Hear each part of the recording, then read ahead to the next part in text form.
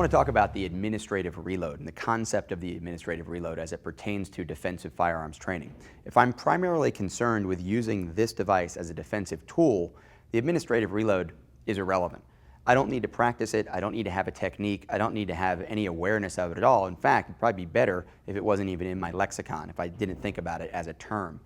When I get out on the range, if I do have an unloaded gun, I'm simply going to take my magazine, insert it firmly into my magazine well, just like I would during a slide lock reload, rotate my hand up and over, pull back and release. At this point, the gun's loaded.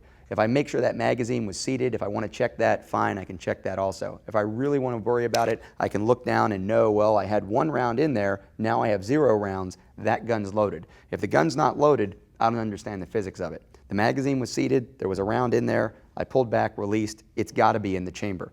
Now certainly there are other external ways that some firearms let you check to make sure something's in the chamber, but at the end of the day, I think common sense is probably a good guide here. If I loaded the gun, I loaded the gun.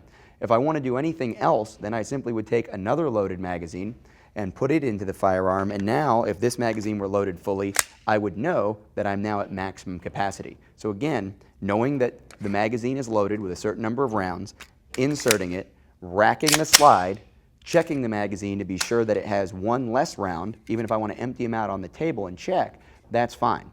There's no reason to have a different technique for reloading the gun than the one that's going to save you in the most efficient way when you're actually shooting, you actually reach slide lock, and you need to get the gun reloaded and back into the fight. That's the reload. That's the way you should practice reloading your gun if you're really concerned about personal defense or the defense of others.